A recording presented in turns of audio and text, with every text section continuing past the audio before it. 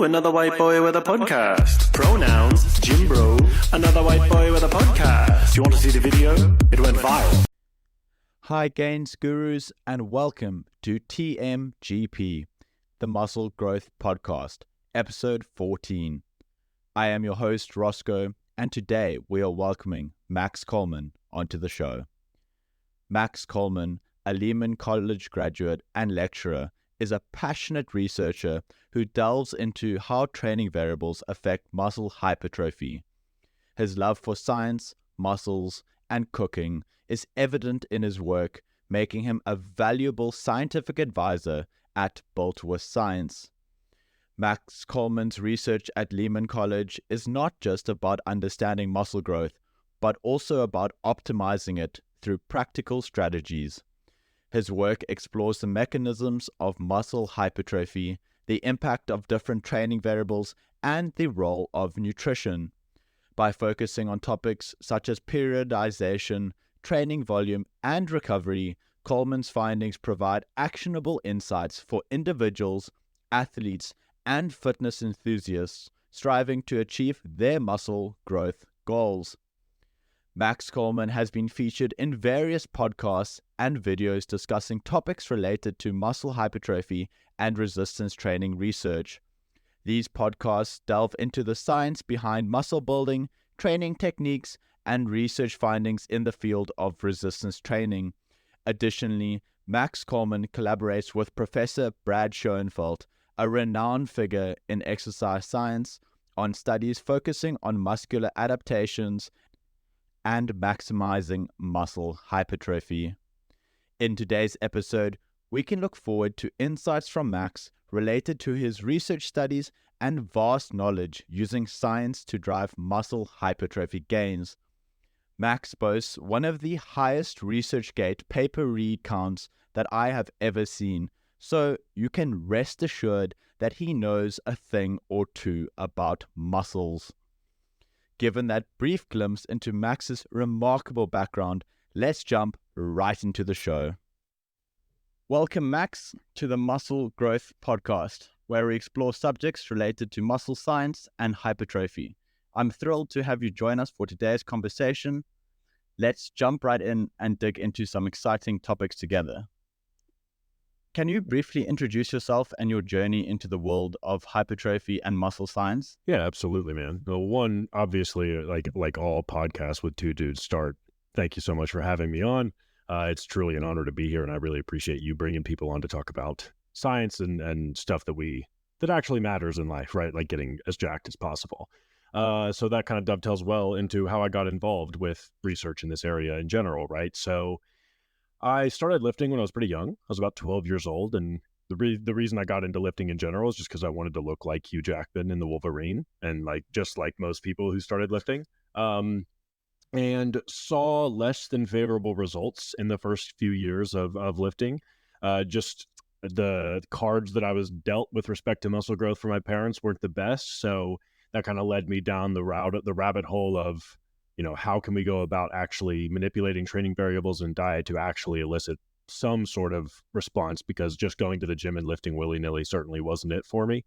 And that ultimately turned into a huge hobby of mine and eventually became my career. Originally, I went to college for something else, and then a bunch of stuff happened, and I ultimately switched over to exercise science, and then very luckily got involved in research at Auburn University under Dr. Michael Roberts. And he set me up with Dr. Schoenfeld here in New York City, which is where I ultimately got my master's. And then as soon as I got here, I basically dove headfirst into the actual conducting of research and stuff like that with respect to how we can manipulate training to get as jacked as possible. Hopefully that's a good, somewhat overview of how I got into it. That's a fantastic overview. What did you study originally? I went to school for nursing. And the reason I went to school for nursing was because it actually has to do with muscle growth or lifting in general. It was, look, you make a decent salary to lift, and it'll give me enough money so that I can build a decent home gym. And didn't really care about nursing or anything like that. It just was a route to basically lifting, essentially. And then found out that I actually went to my first exercise physiology course after dropping out of nursing. And I was like, oh shit, you can just you can just do this thing that I was trying to go to college just so I could do it as a hobby on the side is something that I could actually turn into a career. And so that's what led me to like switching to exercise science in general and then really pursuing research from there. Where did I cut off? I can start back where I was. Sorry, I didn't mean to interrupt, but that's much better. You mentioned how you went to nursing school initially, and then just as you dropped out, you went to your first physiology class, and you're like, "This is cool. I like this." Yeah. So I was 8 a.m. and I had just dropped out of the nursing program because it was just a bunch of bullshit that happened with like bureaucratic, like academia bullshit that I'm sure people are used to hearing about. And so I was like, my father was like, just switch to exercise science. You clearly care about that way more than you care about anything else. So I switched over and then went to my first class was exercise physiology led by PD Mumford. Shout out. It was an 8 a.m. course and I hate waking up early. And the fact that I was excited to go to class and learn about exercise and anatomy and physiology, it was like a kind of an inkling there. And then within the first 5 minutes, I was like, oh, I can just do this for the rest of my life. Like that's surely what I'm going to try and do. And that's what ultimately led me to doing podcasts like these, which is really nice. That's so cool. And now you work with one of the world leaders in hypertrophy research. Yeah, I was really lucky.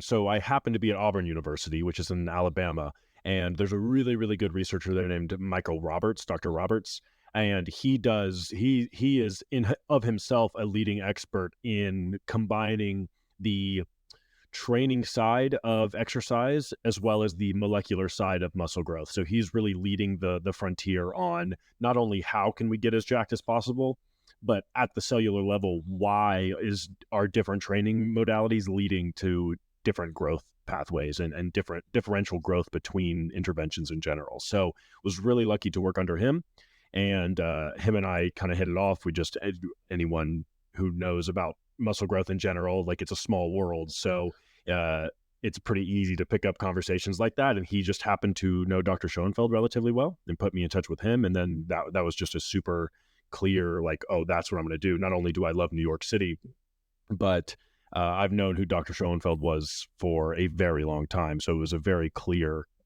pathway to come here for my master's. So are you finished with your master's now? Yes. Yeah. I graduated in May of 2023. Okay. Yes, May of 2023. So it's been almost a year now since I finished. Congratulations. And any chance of doing your PhD? Yeah, absolutely. I entirely intend on attending. Well, I absolutely intend on attending a PhD program. I'm waiting for a PhD program to open up here at Lehman, just because Dr. Schoenfeld and I work so well together, and I thoroughly enjoy the environment that he's curated over the last several years. So waiting for that opportunity to open up here, and until then, just kind of dipping my feet into the industry side before enrolling back into academia for a little bit. Brilliant. And your work with Bolt with Science, is that what kind of work is that?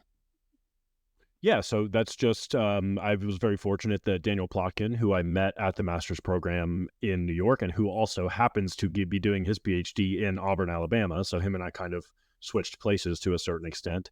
And he was working with Jeremy Ethier, or Etier is how you're supposed to actually pronounce it, supposedly.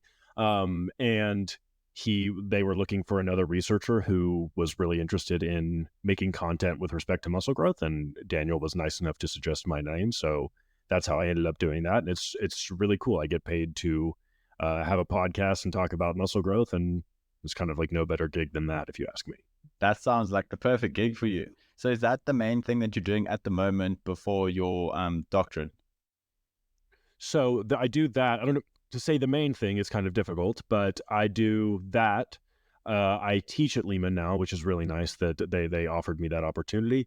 And I also do online coaching and in-person personal training in New York City. So there's a couple of things that I'm dipping my feet into, and then now actually just making my own content on Instagram. Obviously, that doesn't pay any bills, but it's certainly like a really fun thing to do, and we're growing slowly but surely.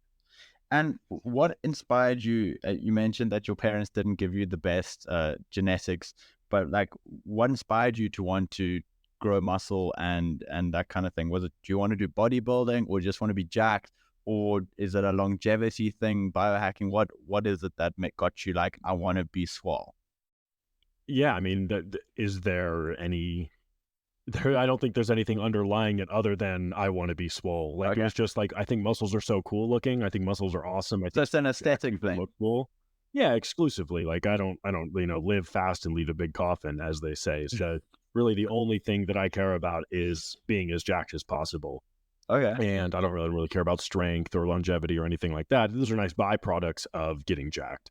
But really, the only thing I'm interested in, both from a pragmatic sense, like what I actually train like, and from a research perspective, are just how can we get as jacked as possible. And do you want to do bodybuilding one day or just for yourself? Maybe, Maybe. maybe I would do bodybuilding just for the sole purpose of actually coaching other individuals through bodybuilding. But I have no real like desire to actually compete in bodybuilding or physique or anything like that. It's more of like a personal, I just really enjoy lifting and I really enjoy training and like the process of dieting and bulking. But to actually do a competition seems a bit moot to me. Okay. No, well, that's a perfectly reasonable response, and I completely get your drift. Shall we hop straight into some of your amazing papers that you've published? I see you've got some really cool ones to your name. Do you have any specific ones that you'd like to start with, or shall we just go down your list? I pulled up your research gates and I just put them in there, so then you can give like high level overviews, any conclusions or interesting findings, maybe some methods. I know results don't get too deep because then we're going to be here for a long time. Yeah. We can if you want. No, it's completely up to you, man. Just name a study and I'll give like the brief findings, methods, and then we'll talk about practical takeaways from each one too. That sounds absolutely phenomenal. Let's do it. So the first one up on the list, gaining more from doing less. The effects of a 1 week deload period during supervised resistance training on muscular adaptations.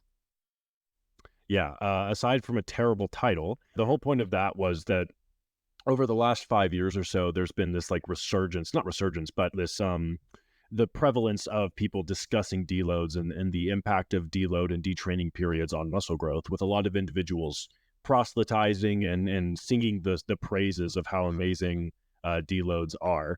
But the amount of research that we actually have on the matter is very limited. There's very few studies that actually examine deload periods and how they affect muscle growth.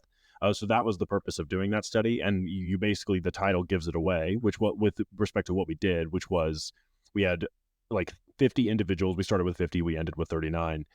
Individuals go through 9 weeks of training. One group trained the entire way through, and the other group just took a 1 week break after 4 weeks of training and then hopped right back into things. And then we measured muscle growth and muscle strength pre and post and found no ultimate differences in muscle growth between individuals.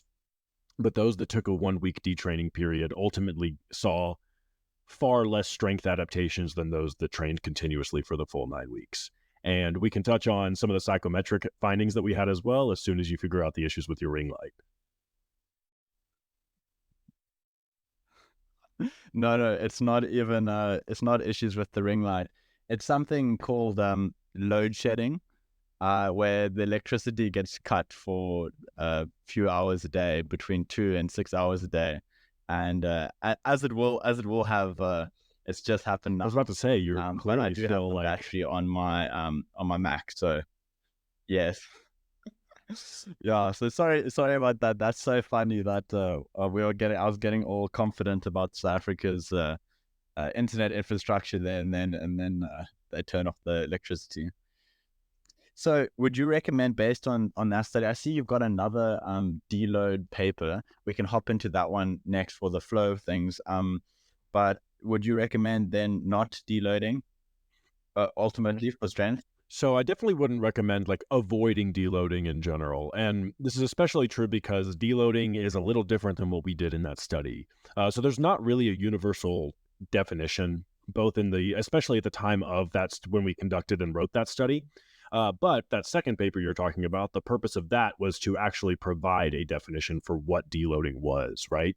And I think the ultimate, and I'm going to botch this, I'm sure, but the ultimate definition that we proposed was a period of reduced training volume or intensity with the intent of improving training adaptations and following training cycles, essentially.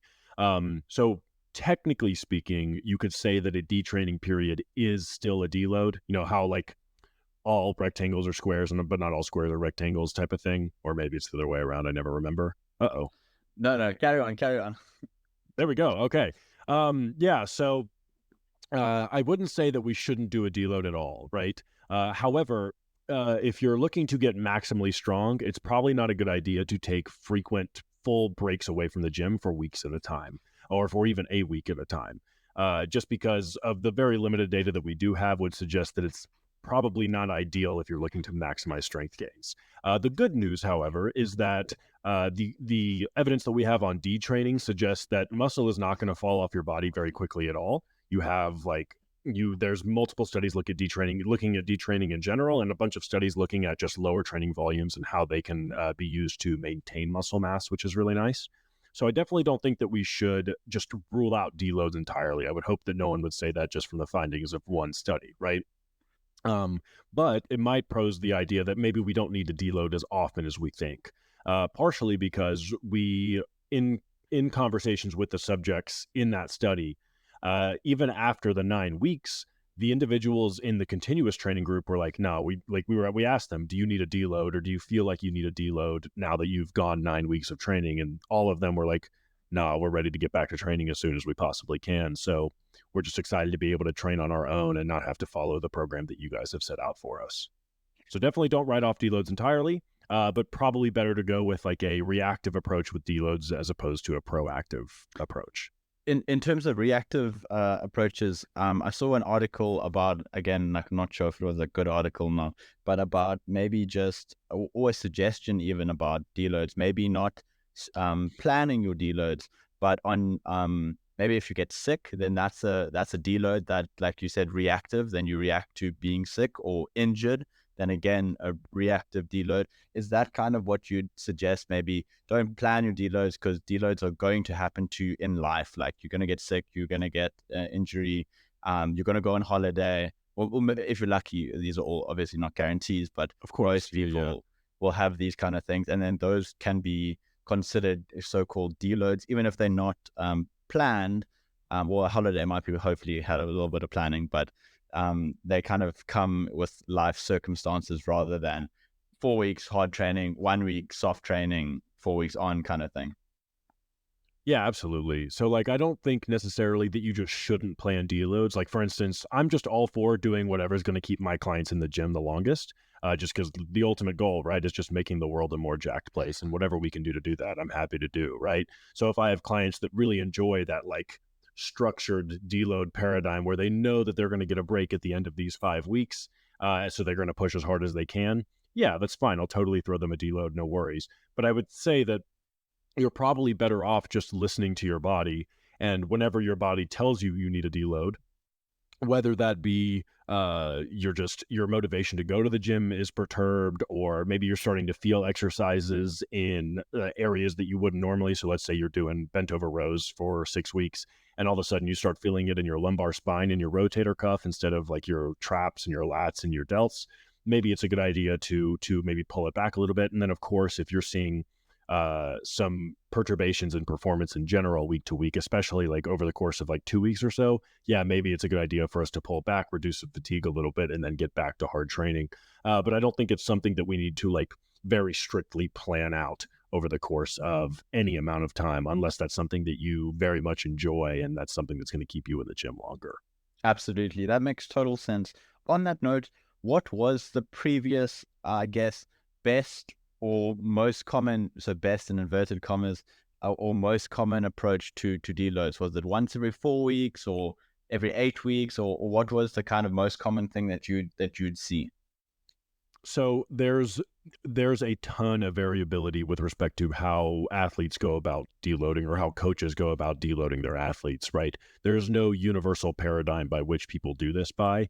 In fact, that one of the studies that you pointed out earlier was a survey study that we put out to a bunch of high-level coaches in the fields of physique sport and strength sport, right? So we had CrossFit coaches, strongman coaches, and bodybuilding coaches and powerlifting coaches all answer these questions with respect to how they go about deloading their athletes. And there was a ton of variability with respect to how they actually did it. So a lot of them did it reactively. Very few of them did it very proactively and strictly adhered to doing it proactively. So I would say that reactive is probably a good bet, not only from the evidence that we do have, but also just from expert opinion in general. But yeah, that some people reduce the number of exercises they do. Some people reduce the number of days by which they're deloading. There's a bunch of different ways by which they do it. And I wouldn't say that we know what the best way to go about deloading is by any means. Is that kind of consensus that you mentioned, the integrating deloading into strength and physique sports training programs, that one, the international Delphi consensus approach? Yeah, so that's exactly the study I'm referring to, and we found, like I said, we found just a bunch of variability, which is why we made the definition what we did so broad, which is just a period of reduced, usually about 1 week period of reduced training volume and intensity. That's about as universal as it gets with respect to how variable all the answers were from the various coaches. Brilliant. No, that sounds good. And I'm really glad that you guys are looking to kind of define things. I think that makes a lot of sense. And I hope that more definitions can come out of the research and things that can then be replicated in further studies. You'd be shocked how few things are like actually defined in the literature. People don't often talk about how young exercise science is. It was invented in the 1960s, and that doesn't sound very young. I mean, 60 years old is certainly not young by many standards, but with respect to disciplines in science, if you think about how long people have been conducting studies in chemistry or physics or biology, it really puts into perspective how young exercise science is itself, right? So that's why there's a lack of a definition for deload or a universal paradigm by which people do drop sets or anything like that, right? Training to failure being a big one. Yeah. Yeah. I mean, training to failure in of itself is something that is difficult to define. Absolutely. But like, surely people can try and have specific definitions for different kinds of training to failure, like momentary failure and just fatigue failure, those kind of things. Maybe then it would be a bit more easy to draw conclusions on failure training, I guess. Right. And I mean, that's what we do have. We have several definitions by which we define failure. So, like you were just saying, we have momentary muscular failure, which is defined as the inability to perform another repetition while maintaining proper technique in the exercise being performed. But you also have voluntary failure. Voluntary failure, which is just in which the subject stop performing the exercise because they think they are unable to perform another exercise. So it's probably better to call that something like voluntary cessation because it's not necessarily the case that they're actually failing the exercise. Sounds good. Would you suggest talking about anything else to do with deloads, or shall we go on to the next topic? I'll just wrap it up real quickly and just say that, like, there's really no way to go about deloading that is the clear, correct way of going about it. Probably best to avoid periods of straight up not training for an entire week, just because that might have some impact on muscle strength, but muscle growth, it doesn't seem to impact super greatly. And do whatever deloading practice is going to be the most enjoyable for you and is the most suitable for you. For some people, they can go 9 weeks without deloading, but I think Jared Feather, for instance, still does the 4 weeks on, 1 week off paradigm, and it works really well for him, clearly. So follow whichever paradigm you enjoy the most, and it's probably not going to lead to any drastic reductions in muscle size. It's probably also not going to lead to any drastic increases in muscle size either. So not like Mike Mensa, where he says you got to take at least 48 hours off. Otherwise, otherwise that's a clown. Otherwise, there's no growth. Yeah, we can talk about Mike Mensa being a clown for the next 2 hours if you'd like. I can't stand his resurgence. Oh, yeah, no, I'm sure. But anyway, no, we can ignore him for now. We can agree that he's a bit of a clown. He had an impressive physique, but he's actually funny. He's my favorite bodybuilder. Really? He is one of my favorite physiques of all time. I think he has one of the coolest, like, densest, most compact physiques ever. Yeah. But yeah, his training philosophy with respect to how we can build as much muscle as possible are just entirely misguided. I get you. All right. Sorry, I had a specific question now that I've gone blank on, but while I think of that, let's get back to supervision during resistance training positively influencing muscular adaptation in resistance trained individuals. Sorry, I'm really having to squint at my little screen here. It's totally fine, man. I understand. Yeah, so that one is not super crazy. Nothing super interesting about that one. All we did there was we had 50 individuals. 25 of them we just gave a program to and said, here, go perform this on your own. And the other 25, we had them come into the lab and train with us 3 times a week. That was the only differences between groups whatsoever.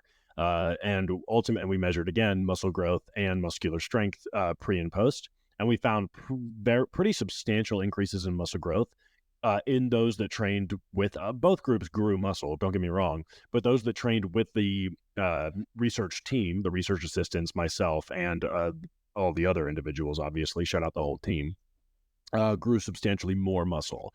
They also got substantially stronger in the back squat, but there was actually similar muscular strength increases with respect to the bench press, which was really interesting. I'm not exactly sure why that was. The impetus to do that study was there's this thing called the Hawthorne effect, which was noted in like the 1920s or something like that, which suggests that people just perform better when they're being watched. And it's been demonstrated in many other disciplines, like for instance, teaching and pedagogy. People seem to teach better and do better teaching practices in general when they're being observed by either their peers or supervisors. And this held true with respect to muscle growth as well, which makes sense. I mean, people are just more likely to push to failure when there's a group of individuals yelling at them to push closer to failure, essentially. Absolutely, that makes total sense. And on that, does that I think I noticed, I can't remember if it was this particular study, that it translates well to trainers and training partners and just people in general, or is it only in this case specific to people training at the lab? Well, obviously, like whenever we're talking about translating science to the real world, the most honest thing to say is that it only applies to the laboratory setting in which we conducted the study, right? But that's not to say that it's completely worthless with respect to like ecological validity, right? So everyone in the lab that was involved in that study is a personal trainer or just someone who's really involved in lifting in general. So yes, it does translate well to having a trainer, and it translates well to having a training partner, but you want to make sure that that training partner and that personal trainer are individuals who are capable of pushing you closer and closer to failure, right? Or they're capable of getting the most out of you, right? So, for instance, you could like one aspect of the Hawthorne effect that's been put up into question is that it might not just be that you're being watched while performing an exercise, but that you truly believe that the person watching you actually cares about you and your well-being and your performance as well. So it's not like all personal trainers or all training partners are created equal necessarily just because of the Hawthorne effect and just because of the study. You want to make sure that it's a trainer or a partner who can actually elicit like a high degree of work from you. Absolutely. And so on that note, choose your trainers wisely, or your training partners wisely, is what you say. Yeah, of course. Basically, yeah, exactly. I remembered what my question was. It was to do with the deloads. You mentioned that if you take a week off from and you do absolutely nothing, there's probably going to be absolutely no change to your muscle size. I want to know, at what stage should you start worrying? Like, for example, you're sick, so obviously then it might actually be different. But let's do two scenarios. One where you're sick, and one way you just hurtful means like you're over it, I guess. Burnt out. Burnt out. And you just take, how many weeks would it take before, more or less on average, before you start losing size, like actual muscle tissue? Because obviously you'll lose glycogen stores and that kind of thing, and water weight. But at what stage should you be like, oof, I'm actually losing my muscle here that I've trained so long and hard to gain? It's hard to say, especially because of the confounders of muscle. Like muscle size can be reduced just from the like appearance of it, right? So like for instance, even on an ultrasound, muscle size can appear smaller due to lack of water and consequently glycogen and consequently water in the actual muscle itself, right? So even though you're not losing muscle tissue, muscle size will appear smaller, not only visually, but in an ultrasound as well, right? So it's really difficult to say. However, there are some studies out of Japan by Ogasawara et al., and I'm sure I'm butchering that pronunciation. I do apologize. A great researcher, has done a lot of really great work. And one of his studies was having individuals do 6 weeks of training with 3 weeks of detraining in cycles for an entire, I think it was for 6 months in total, right? And they did measure muscle size after those 3-week periods of detraining, and they saw decreases in muscle size with respect to like having taken 3 weeks off. Right now, ultimately after those 6 months of training, they grew basically the same amount of muscle, at least from a statistically significant standpoint, from a group that was training continuously for 6 months. Right. So even if you do lose muscle size, you can be somewhat confident that that muscle size and that muscle tissue itself, if you're losing it, is going to come back very quickly upon returning to training. Is that to do with muscle cell memory? So potentially. There's something called the myonuclear domain theory, which is a little bit different than muscle cell memory, because muscle memory is, I don't know if this is necessarily what you're referring to, but muscle memory can be like an action, right? There's a particular movement pattern that can be stored within the neurons of a muscle and within the motor cortex in your brain, which is why, like, for instance, if you're like a well-trained fighter or something and someone goes to like throw a punch at you, you almost instinctively put your hands up in a way that would be like indicative of you performing that task without you even really thinking about it. And that's different than what we're talking about, because that's muscle. That's like what muscle memory is actually referring to. And it's information that's stored outside of the muscle, but in proximity to it. But then something called, you still here with Oh, me? you're kidding me. You're frozen. Sorry about that.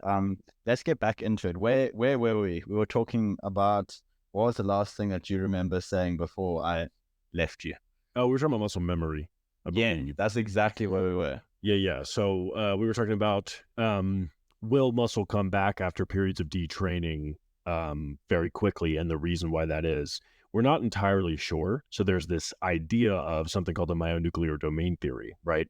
Which is that when muscle cells grow in size, eventually they get so big that the nucleus of a muscle cell can't really tell one portion of the muscle what to do because it's so far away. So it's more efficient for these things called satellite cells that surround muscle tissues or muscle cells to donate one of their nuclei to the muscle cell itself. And it's ultimately like, imagine a very large construction site that just keeps growing and growing. Eventually, you're going to need more and more managers across that construction site to keep facilitating productivity, right?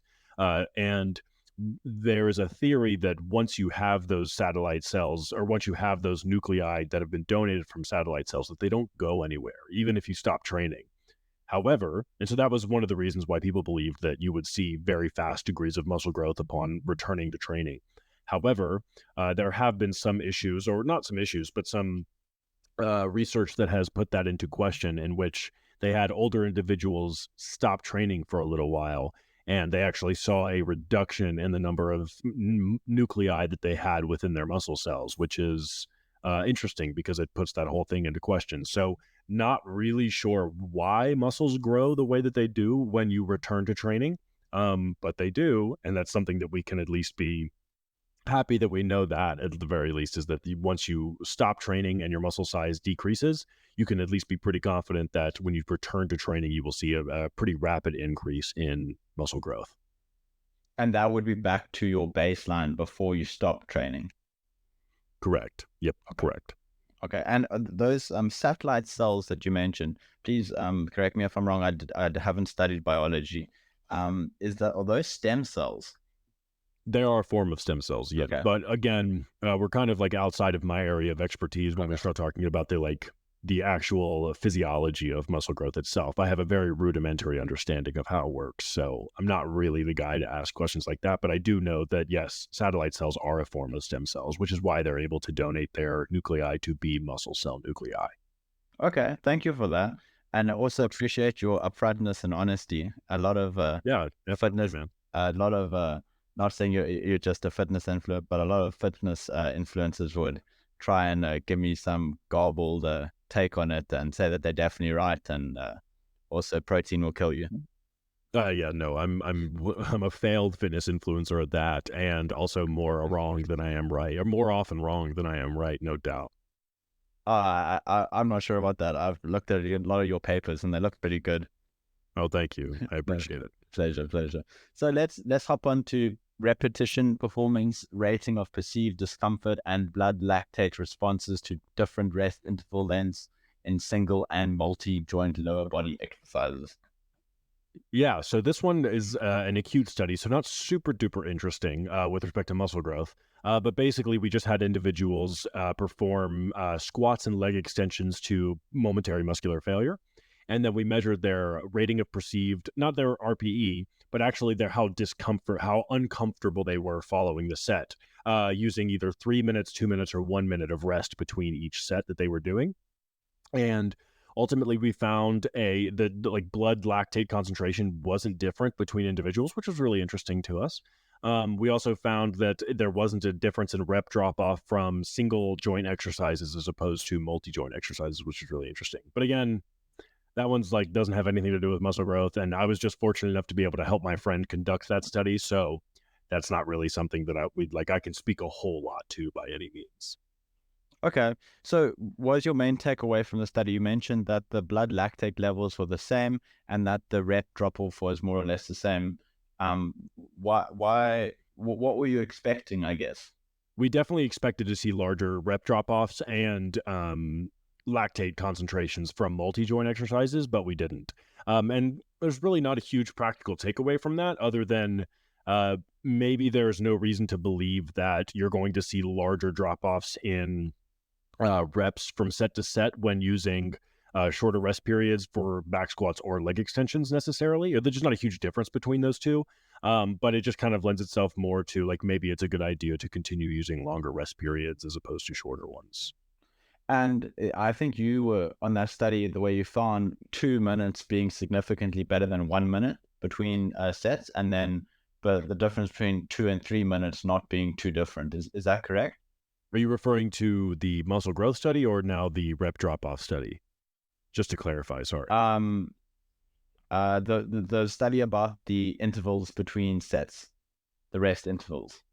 Yeah, so I don't, unfortunately I don't remember the exact findings with respect to 2 minutes and 3 minutes and 1 minute. I just remember the lactate difference not being substantially different between the two exercises, and there not being a big difference with respect to drop off between reps from leg extensions or back squats, depending on the time period that you were resting. But what you're saying does comport well with the general findings that we have from other rest period literature, which just suggests that generally, yeah, if you're resting around 2 to 2.5 minutes to 3 minutes, you're probably better off doing that than the shorter rest periods.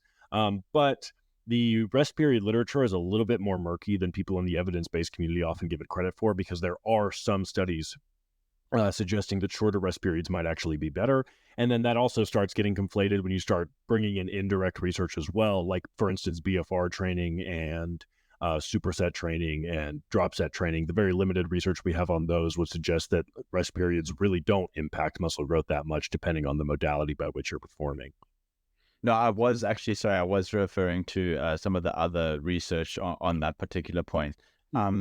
But since you mentioned the BFR training, that's a super interesting one. Let's head into that paper. Fiber type specific hypertrophy with the use of low load blood flow restriction resistance training, a systematic review.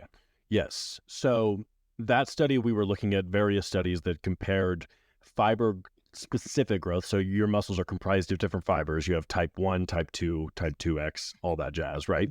And there's some data to suggest that BFR training, which is blood flow restricted training, for those of you who don't know, it's where you occlude a portion of your muscle so that you impede venous return from that muscle back to the heart. So arteries are still able to deliver blood to the muscle, but you occlude it to the point where veins can then not return blood to the heart after it's been delivered, right?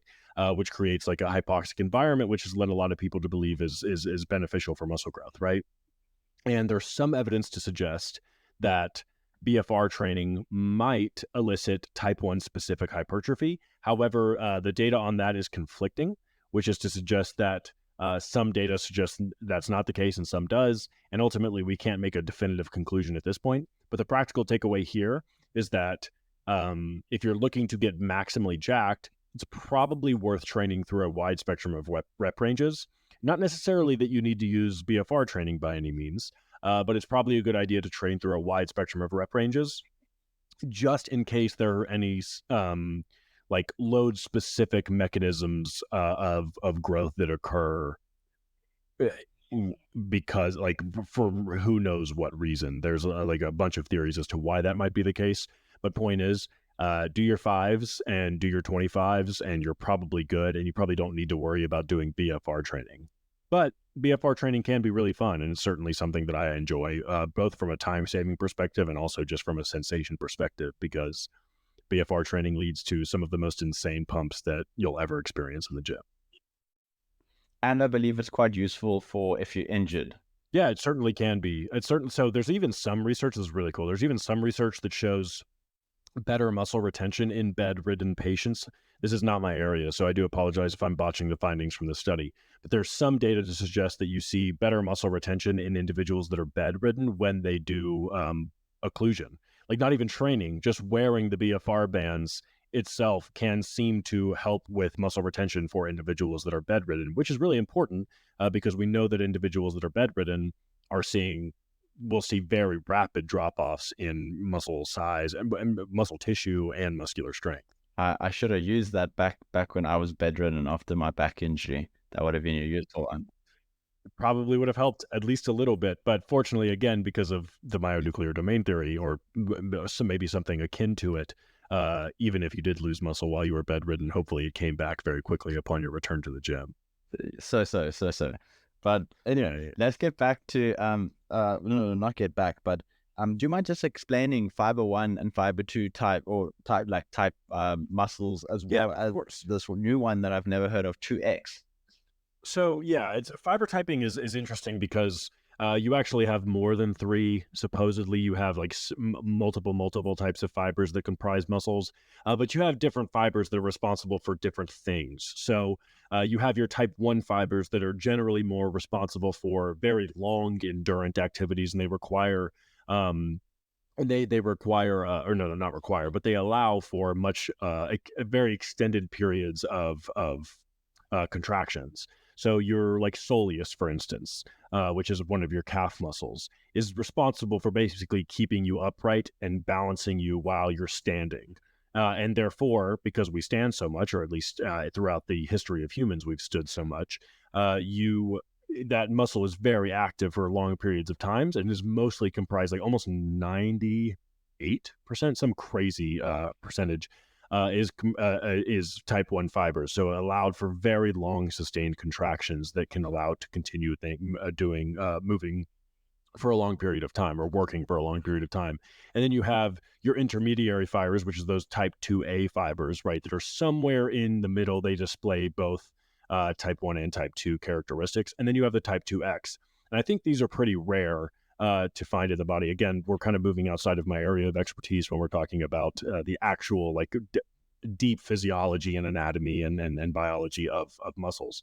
But type 2X fibers are responsible for very large amounts of force production very quickly, but unfortunately they fatigue very quickly. So they are not able to sustain contractions for a very long period of time. So your tricep brachii or your hamstring muscle might be a little bit more fast twitch on average. But again, most of the muscles in your body are going to be a pretty even split of type 1 and type 2 fibers. Your eye muscles, the muscles involved in like moving your eyes around, are almost entirely fast twitch. Because believe it or not, you don't have to, throughout history, move your eyes around a whole bunch for a very long period of time. Rather, we need to be able to move them very quickly for a very short period of time. So it's something that you'll notice if you're like reading for a really long period of time. Your eyes will actually get tired because they're having to sustain contractions for so long, but the muscles that are actually responsible for moving your eyes are not very good at sustaining contractions for very long. That's super interesting, and I like that you took it to the eyes. I didn't even realize that your eyes had muscles. How do you train your eye muscles? No, I'm kidding. It's probably pretty hard to load them, unfortunately. You'd have to tape something to your eyes, which would be pretty excruciating, I would imagine. It sounds like a torture technique. I'm pretty sure they do that, in the movies at least. Okay, that's very interesting. Would you say for power lifts, you'd be using predominantly type 2 muscle fibers then? For if you're trying to do something quickly, like a bench press. So powerlifter, so yes, I think what you can say is that like very elite powerlifters, probably the majority of their muscles that they're using for the movements that they perform in, which is most of the muscles in the body for powerlifting, if you look at all three, are probably fast twitch individuals on average.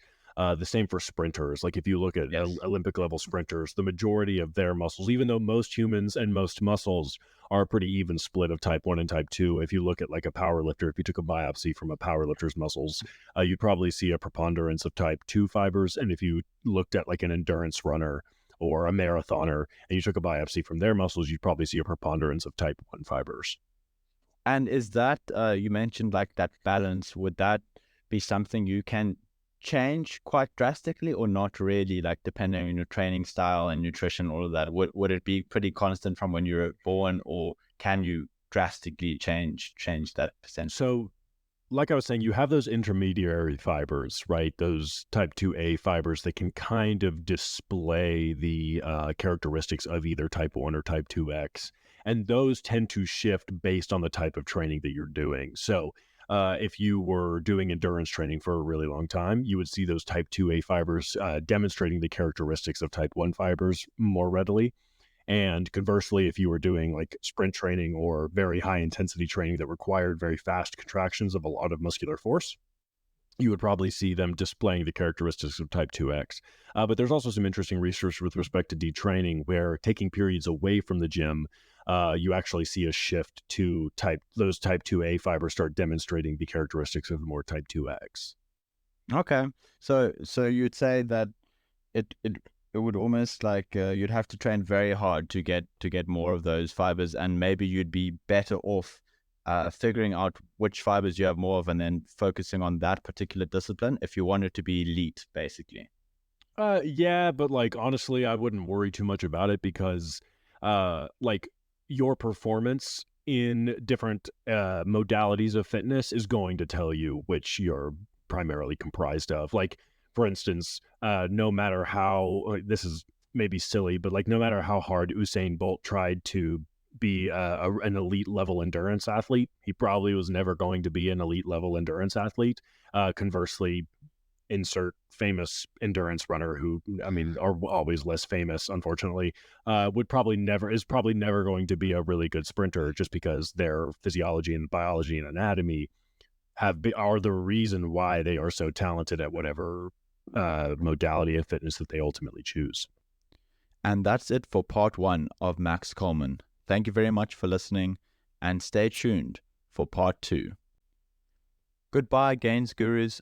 Thank you for listening, and see you on the next episode of TMGP.